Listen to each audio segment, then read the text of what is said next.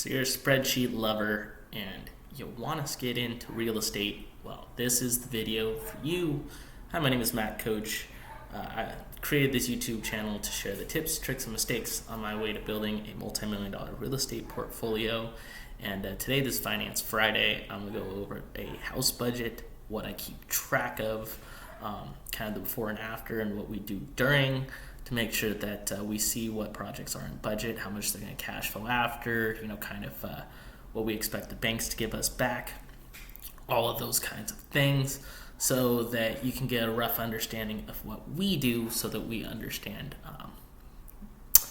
how we understand, kind of our next steps we're going to take and how successful a certain project was.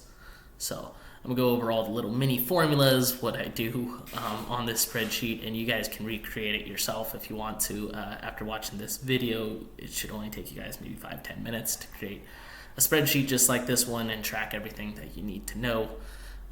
So without further ado, I'm gonna show you guys my spreadsheet that I use to keep my housing budgets together. Alrighty, also, this is kind of my home spreadsheet example of everything I keep track of, kind of when buying a house and as we go through fixing up the house, kind of what I expect to have happen versus what actually happens. So start address, right, 123 Main Street, and what contractor are we using?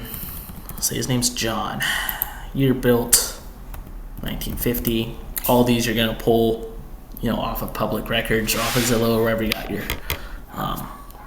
house from. Your neighborhood, right? So that's going to be kind of a relative example. So, a neighborhood like a B neighborhood in Cleveland might be a D neighborhood in, like a lot of spots in California or something like that. So this is going to be relative to, your own personal kind of neighborhood understanding. So that's going to have to do with things like crime rates, what the expected rents, what are the prices of houses in that spot. But I give it a letter grade similar to how you get grades in high school. So if I go a B neighborhood, that's an above average neighborhood. Buy price, say we buy it for $100,000. Then closing costs, when you go to close on a house, you're going to have fees that are attached to the closing costs. We'll say that it's $1,500 for this one. That's somewhere in the neighborhood of what I usually get. Then we have your bids from your contractor. So John is going to give me the amount that he's going to charge me for his labor and the amount that he's going to charge me to get the materials for the house, right? So say John says that he's going to charge me $20,000 for the labor and $10,000 for the materials, right? So now the total bid is $30,000 for the house, right? So he's saying, you're going to pay me 20 grand, I got to get, and then I'm going to need another 10 grand to get all the wood and, windows and flooring and all those things that you might need, right? So total, I'm expecting to pay $30,000, right? Then he says, and it'll take me 6 weeks to do the job. And then I look up rents. I look at comparable rents. You can look at like Zillow. Rentometer is probably the main one that people utilize. But say this house is going to rent for $1,500 a month when it's all fixed up. That'll be our expected rent. And then say we expect this house to appraise for, say, $200,000 when we're all finished with it. So we're going to buy it for $100,000. We expect to put in $30,000. We expect in the end it's going to be worth $200,000. If you guys look at that and you think that that's crazy, $70,000, actually that's 65%. That's actually what you should be shooting for. For most of these is about 65% for this all-in cost. That would constitute typically a deal, and we'll go about figuring that out here and the other things, but just know that actual labor, that's obviously something you're going to keep track of yourself. And then interest, I'm actually going to move this interest tab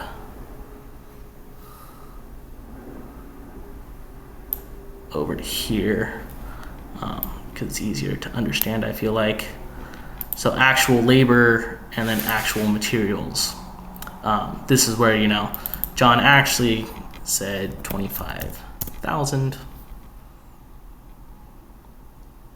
and his actual materials were 12,000. So then I have interest.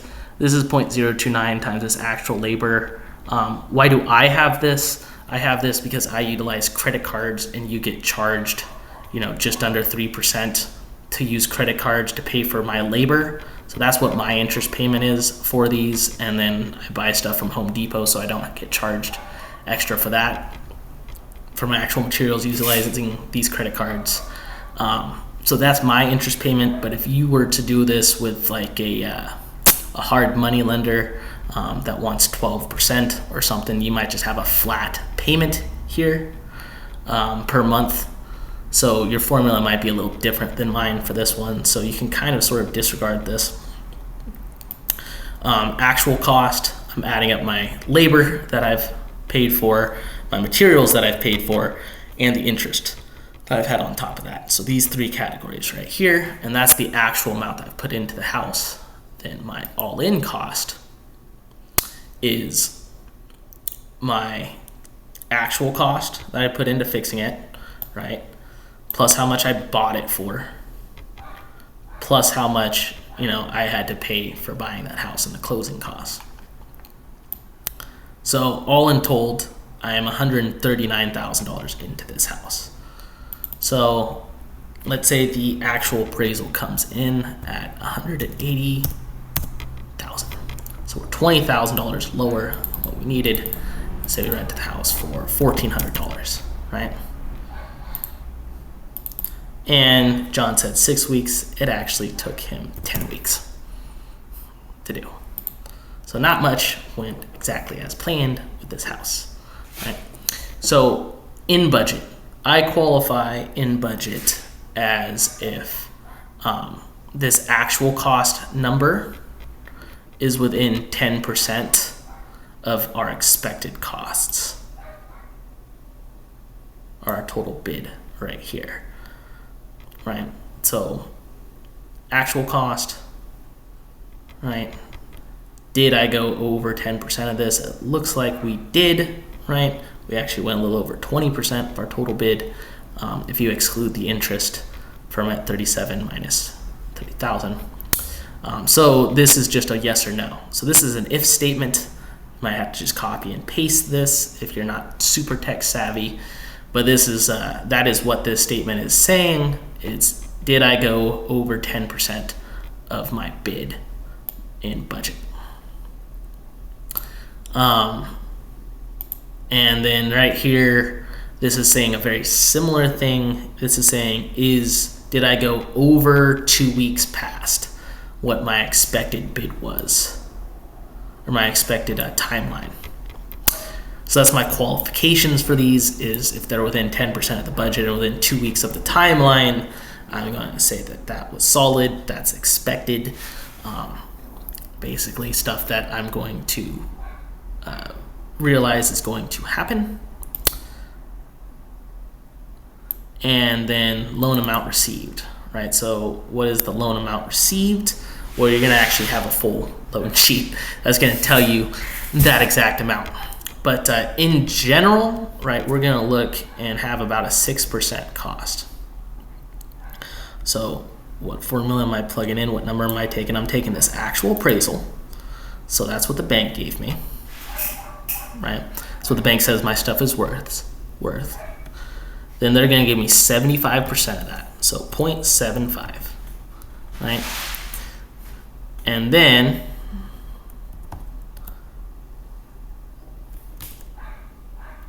so you can take that, you're going to subtract it. I'm also going to have R2 minus R2 times roughly 6% in closing costs for their loan. So what's that simplified to? If I made this a little bit simpler for all of you guys from math perspective, you're going to subtract 6% from your loan to value. So 75% is a typical cash out refinance loan to value. So if you saw that number before, it's going to be the same thing. If one second, I got an open parenthesis here. If I do that, 0.69. So what is this, right? So this is going to be the loan amount received. I'm kind of estimating. You're going to know this exact amount because they're going to tell you all the fees on the loan. So you're going to know that actual amount. I'm just estimating right there that I have a 6% closing cost because that is typical. Now, profit loss after refi, right? So what this is saying right here is we lost $15,025 over the course of keeping this house.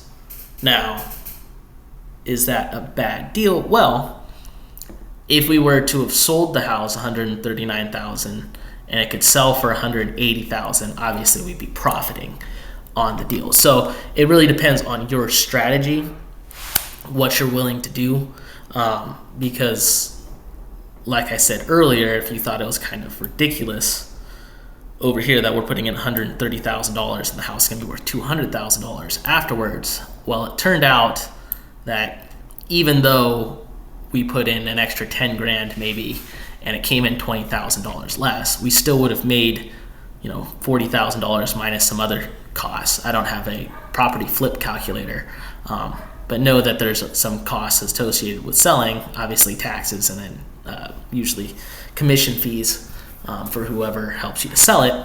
But know that when you take a loan, you get 3/4 of this, and then they usually take 6% out of that. So you're only getting 69% roughly of this actual appraisal.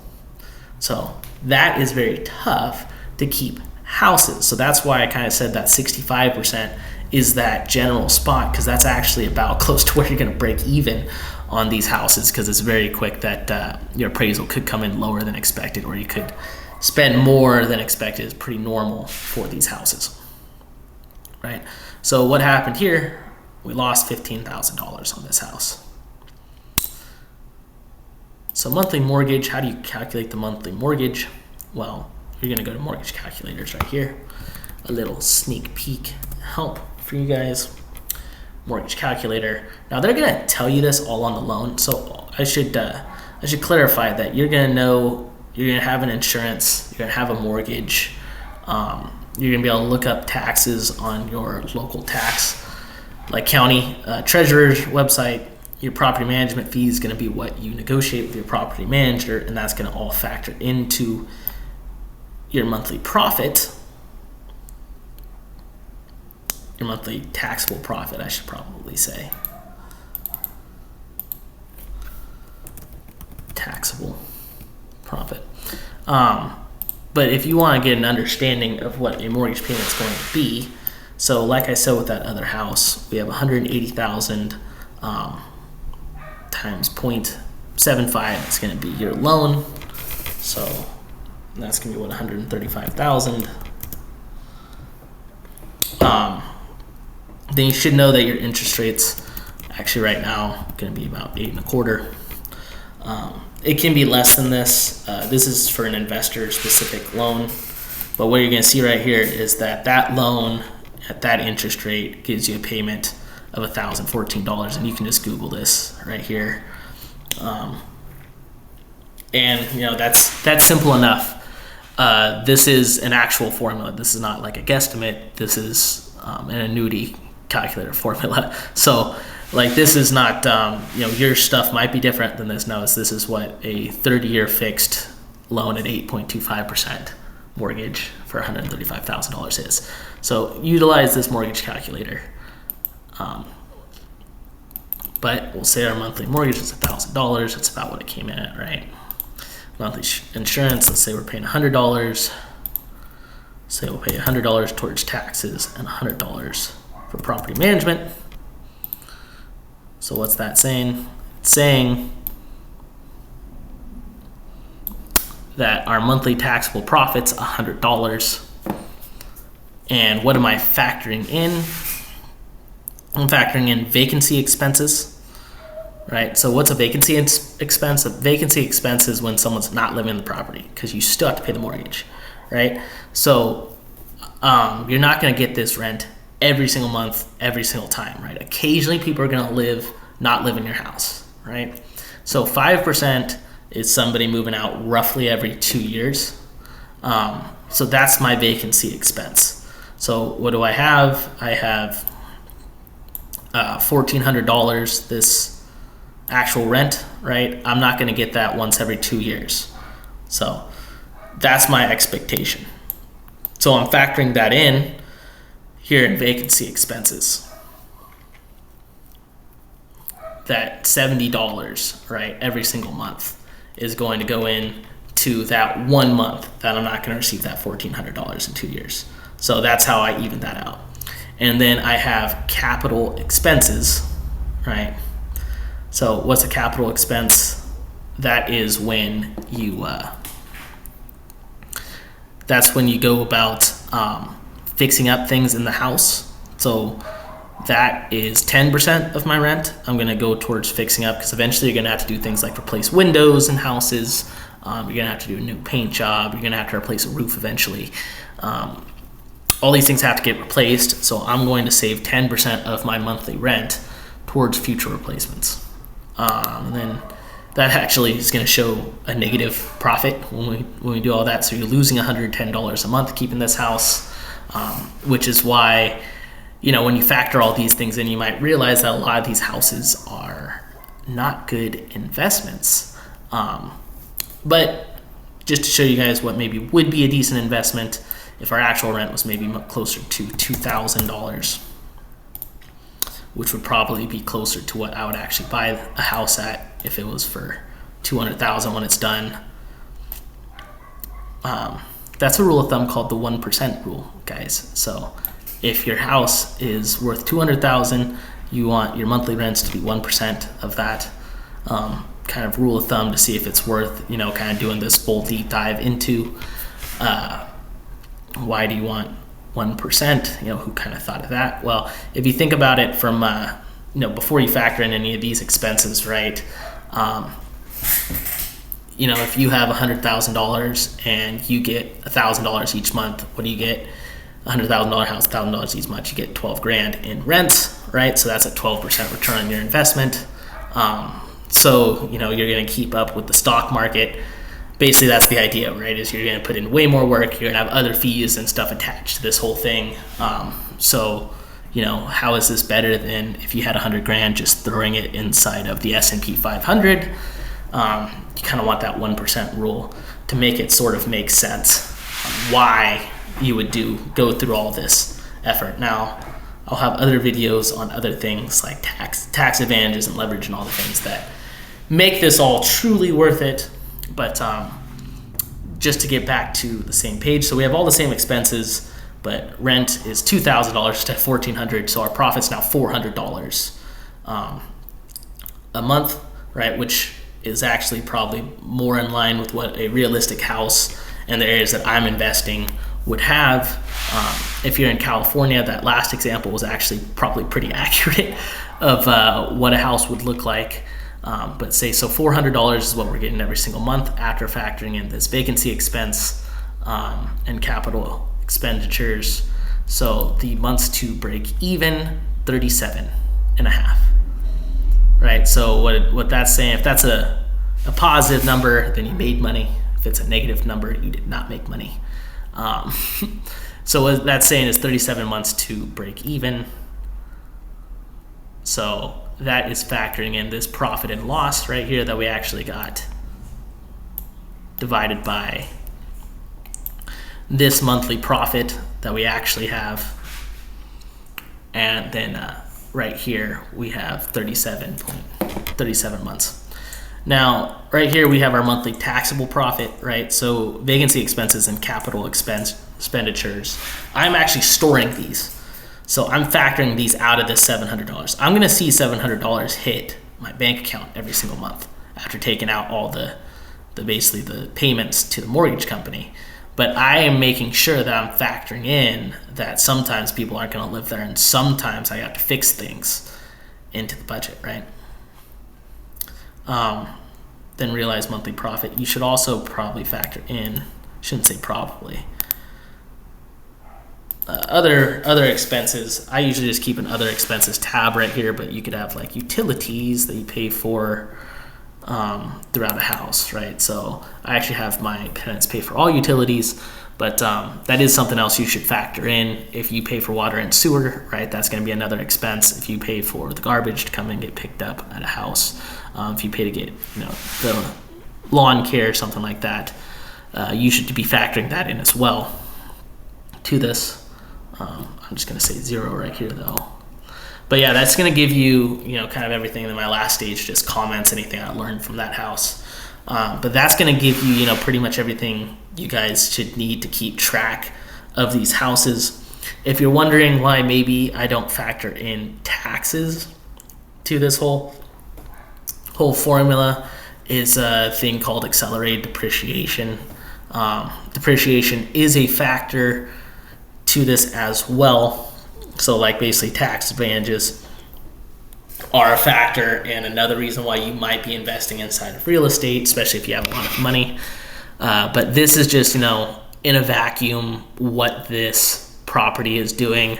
And obviously, if you don't have a realized monthly profit, I'm probably not investing inside that property because it's not going to pay for itself overall. So I'm not going to be able to realize that appreciation, the whole thing that you're really in here for, which is you pay down the mortgage, somebody else pays down your mortgage, your house goes up in value over time, and you get to sell it in the future and make a lot of money then. That's what it's here for, right? You kind of want the renter to be paying off, your expenses. That's the goal of real estate, to make it big, right? So there you go. You guys can copy and paste that. If there's any point, in this video that you need to pause, or you guys have any questions about how I calculate anything like that, just go ahead, rewatch the video, send me a DM or anything like that. But here you go. This is how you go about finding, how you go about keeping track basically of a house, whether it's going to be profitable or not, and if it's actually profitable. All right. So thank you all for your time. See you later.